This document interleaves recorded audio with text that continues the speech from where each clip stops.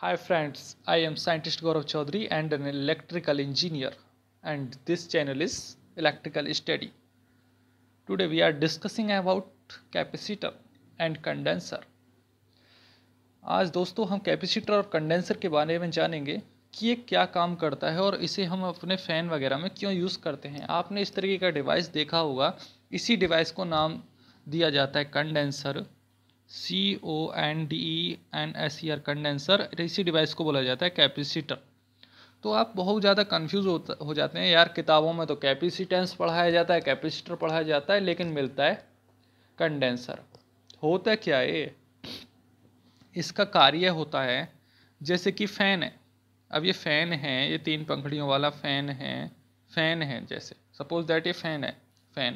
अब ये फ़ैन में हमने वोल्टेज दिया तो इसके अंदर चुंबकीय क्षेत्र तो बन गया।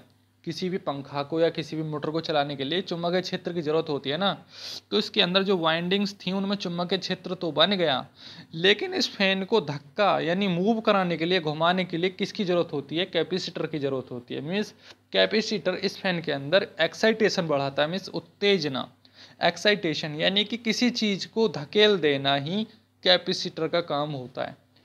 अब इस रुके हुए में ताकत तो थी चलने की, लेकिन ये चल नहीं पा रहा था। सपोज दैट जैसे कोई गाड़ी है, उसके अंदर ताकत तो है चलने की, लेकिन वो फंस रखी है किसी गड्ढे में। अगर उस गड्ढे में पीछे से धक्का लगा दिया जाए तो गाड़ी निकल जाती है ना। वैसे ही फैन रुका हुआ है और फैन में हल्का सा धक्का देने की ज़रूरत होती है, यानी तेज़ी से इलेक्ट्रिसिटी देने की ज़रूरत होती है, तो वो काम करता है तुम्हारा कैपेसिटर, यानी धक्का दे देता है किसी फैन को।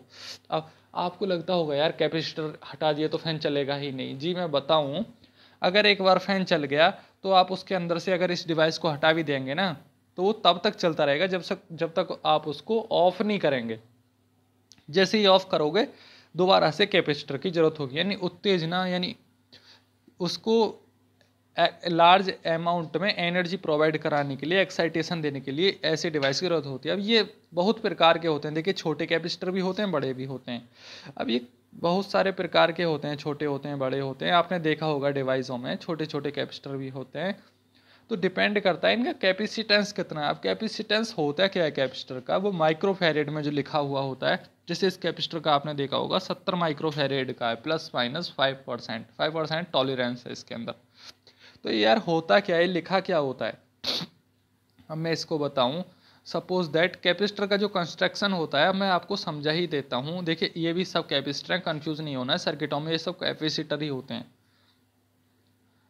मैं आपको बताऊं, सपोज दैट ये एक बैलून है। सपोज दैट ये एक बैलून है और इस बैलून में हवा भरी जाए, एयर भरी जाए, तो ये बैलून जब तक ही तो एयर को सह सकता है, जब तक इसके अंदर कैपेसिटी है उस एयर को भरने की। जैसे ही एयर ज़्यादा हो जाएगी तो ये जो बैलून है ब्लास्ट कर जाएगा, यानी फट जाएगा। बैलून के न एयर ज़्यादा भरने से प्रेशर ज़्यादा हो गया तो ये फट गया। वैसे ही जो कैपेसिटर होता है, कैपेसिटर के अंदर होती हैं 2 प्लेट। इस तरीके से 2 प्लेट का कंस्ट्रक्शन होता है कैपेसिटर में, और बीच में भरा हुआ होता है एक मटेरियल, जिस मटेरियल को जाना जाता है डाइलेक्ट्रिक या परमिटिविटी के नाम से, यानी डाइलेक्ट्रिक मटेरियल या परमिटिविटी मटेरियल। अब ये मटेरियल होता कौन सा? ये मटेरियल ऐसा मटेरियल होता है जिसके अंदर से करंट आसानी से फ्लो ना हो पाए। अब आप जानते हैं कि ऐसा मटेरियल कौन सा होता है जिसमें से करंट फ्लो ना होने पाए? वो होता है हमेशा इंसुलेटिंग मटेरियल, जिसका प्रतिरोध यानी रेसिस्टेंस बहुत ज़्यादा हो, वही तो मटेरियल रोक सकता है। कहने का मतलब, अगर आपका गेट जो है, आपके घर का गेट मजबूत है, तभी तो इलेक्ट्रॉन के फ्लो होने का रोकेगा यार। करंट क्या है? फ्लो ऑफ इलेक्ट्रॉन्स ही तो है। अगर आपका गेट मजबूत है तो फ्लो ऑफ इलेक्ट्रॉन्स को रोकेगा। अब इसका जो वर्क है इस मटेरियल का ऐसा होता है, एक ये प्लेट है, एक ये प्लेट है। यहाँ इलेक्ट्रॉन आए, वो इलेक्ट्रॉन को स्टोर करता रहता है, स्टोर करता रहता है। जैसे बहुत सारे इलेक्ट्रॉन हो जाते हैं, बहुत ज़्यादा मात्रा में इलेक्ट्रॉन हो जाते हैं, तो इन इलेक्ट्रॉन की ताकत बढ़ जाती है, और वो इलेक्ट्रॉन इस गेट को तोड़ के इस मेटेरियल को पिघला के, यानी गर्म हो जाता है, पिघल जाता है, आगे वाली प्लेट में पहुंच जाते हैं, और कैपेसिटर वर्क करना स्टार्ट कर देता है। अब आपको फिगर के माध्यम से समझाना चाहूँगा।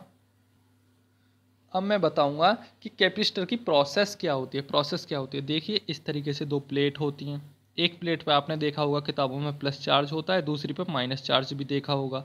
इस तरीके से एक बैटरी लगा के दिखाई जाती है हमेशा किताबों में, ये प्लस वाला है, ये माइनस, यानी इस तरीके से एक बैटरी भी दिखाई जाती है, ये प्लस ये माइनस, ये बैटरी होगी आपकी, ठीक है। इस तरीके से दिखाई जाती है कोई बैटरी कैपेसिटर की दो प्लेट के साथ। ये होता क्या है, बीच में एयर मान लीजिए, डाइलेक्ट्रिक मेटल एयर भरा हुआ है, इस प्लेट का नाम ए है और दूसरी का नाम बी है, ठीक है। कहने का मतलब जो बैटरी है यहाँ से इलेक्ट्रॉन अपनी तरफ खींच लेती है, जो प्लस प्लेट थी उसके अंदर होते हैं इलेक्ट्रॉन, और इलेक्ट्रॉन को बैटरी अपनी तरफ अट्रैक्ट कर लेती है। देखिए ये प्लस है और यहाँ इलेक्ट्रॉन, यहाँ से इलेक्ट्रॉन यहाँ की तरफ खींच लेगी बैटरी, यानी आपने देखा होगा अपोजिट पोलरिटी यानी अपोजिट चार्जेस को हमेशा अट्रैक्शन होता है और सेम चार्जेस में रिपेल होता है। अब यहाँ इलेक्ट्रॉन आ गए तो ये बैटरी क्या करती है, इन इलेक्ट्रॉन्स को, नेगेटिव चार्ज इलेक्ट्रॉन्स को नेगेटिव प्लेट के पास भेजती है। अब नेगेटिव प्लेट जो भाई सेम चार्ज हो जाएंगे, नेगेटिव इलेक्ट्रॉन है या नेगेटिव ये, यानी इलेक्ट्रॉन पे कैसा चार्ज, नेगेटिव, और इस प्लेट पे कैसा चार्ज, ऑलरेडी नेगेटिव चार्ज है, तो इलेक्ट्रॉन को वो रिपेल मारेगी, यानी सेम चार्ज है। तो नेगेटिव प्लेट कहती है मेरे पास नहीं लाना है तुझे इलेक्ट्रॉन, इन्हें दूर ले जा, दूर ले जा। लेकिन जो बैटरी होती है वो ज़बरदस्ती इस प्लेट पे इकट्ठा करती रहती है, इकट्ठा करती रहती है, यानी ताकत लगाती रहती है और इतने सारे बंडल्स ऑफ चार्जेस को इकट्ठा कर देती है नेगेटिव प्लेट्स पे। तो ये क्या करते हैं, इस जो इसके बीच में मटेरियल था उसकी डाइलेक्ट्रिक को तोड़ के पॉजिटिव प्लेट की तरफ भागना स्टार्ट कर देते हैं। तोड़ के स्टार्ट कर दिए तो कहने का मतलब कैपेसिटर स्टार्ट हो गया, यानी शॉर्ट सर्किट हो गया। कहने का मतलब अगर कोई सर्किट चालू है तो उसको शॉर्ट सर्किट बोलते हैं, चालू सर्किट को। अगर जब तक इसमें इलेक्ट्रॉन फ्लो नहीं हो पा रहे थे तो उस सर्किट को बोला जाता है ओपन सर्किट। कहने का मतलब ओपन सर्किट का मतलब यहाँ से तो आ रहा है लेकिन पास नहीं हो पा रहा, रुक जा रहा है, यानी सर्किट ब्रेक है तो ओपन सर्किट। अगर सर्किट चालू है तो उसको बोलते हैं शॉर्ट सर्किट। तो यहाँ से इलेक्ट्रॉन आए और बैटरी से थ्रू यहाँ पहुँचे और इस डाइलेक्ट्रिक को तोड़ के यहाँ गए, तो आपने देखा होगा इलेक्ट्रॉन हमेशा lower potential to higher potential जाता है, यानी नेगेटिव से पॉजिटिव की तरफ जाता है, जबकि जो हमारा करंट होता है वो हमेशा पॉजिटिव से नेगेटिव की तरफ जाता है। तो अगर इलेक्ट्रॉन इधर जाएगा तो आप समझ सकते हैं तो करंट तो इधर ही जाएगा। वैसे इस फिगर में दिखा रखा है ऊपर, ये जो फिगर है, जैसे ही यहाँ से इलेक्ट्रॉन आए थे वो यहाँ गए और इलेक्ट्रॉन इस मटेरियल को तोड़ के जो प्लेट के बीच में भरा हुआ होता है उसको यहाँ पहुँचे, तो हमारा जो करंट है ये करंट की डायरेक्शन दिखा रखी है, करंट ऐसे जाएगा। अब करंट ऐसे जाएगा तो इलेक्ट्रिक फील्ड भी ऐसे ही होगा। अब मैं एक बात और बता दूँ आपको, अब इस मटेरियल की जितनी ज़्यादा क्षमता है, जितनी ज़्यादा रोक पाए करंट इलेक्ट्रॉन्स के फ्लो होने को, उसी क्षमता को बोला जाता है माइक्रोफैरेड या कैपेसिटेंस। कैपेसिटेंस इसकी इकाई होती है। अब कैपेसिटर पे आपने देखा होगा, सभी कैपेसिटरों पे लिखा हुआ होता है 40 माइक्रोफैरेड, 50 माइक्रोफैरेड, 30 माइक्रोफैरेड, इस तरीके से कुछ लिखा हुआ होता है। जैसे कि इस कैपेसिटर पे 50 से 60 माइक्रोफैरेड लिख रहा है, इस पे भी। तो ये 50 से 60 माइक्रोफैरेड है क्या, ये हर्ज फ्रिक्वेंसी माइक्रोफैरेड ये है क्या। अब ऊपर वाला जो कैपेसिटर है उसमें ये 47 माइक्रोफैरेड का है, 47 माइक्रोफैरेड। ये माइक्रोफैरेड है क्या, माइक्रोफैरेड यार वह इकाई है कि जो मेटेरियल बीच में गेट लगा दिया है ना, अब गेट में इलेक्ट्रॉन यहाँ है, इस गेट के अंदर ताकत कितनी है, यानी 47 माइक्रोफैरेड चार्ज को रोक पाएगा, इतने चार्जेस को रोक सकता है, यानी रोकने की क्षमता को ही कैपेसिटेंस सी से दर्शाया जाता है, कैपेसिटेंस। अब कोई कैपेसिटर ज़्यादा रोक पाता है, कोई कम रोक पाता है। जो ज़्यादा रोक पाता है उसका माइक्रोफैरेड ज़्यादा होता है, जो कम रोक पाता है उसका कम होता है।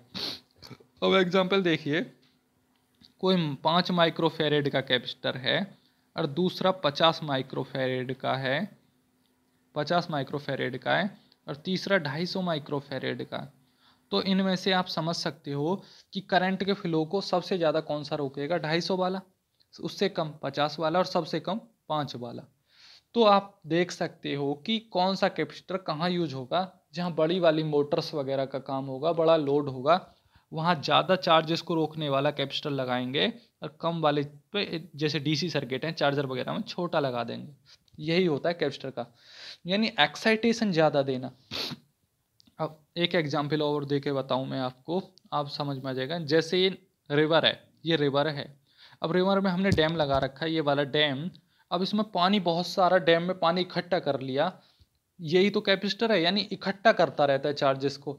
और अचानक से इस डैम को, पानी जो है, पानी इस डैम को तोड़ के यहाँ निकल गया, आगे आगे निकल गया।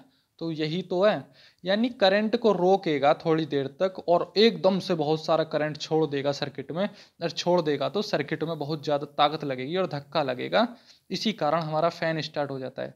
यानी पहले चार्जेस को स्टोर्ड करता है, एनर्जी को स्टोर्ड करता है इलेक्ट्रिकल फील्ड की फॉर्म में, पोटेंशियल एनर्जी को स्टोर कर लेता है और अचानक से इस डैम की तरह पानी को छोड़ देता है।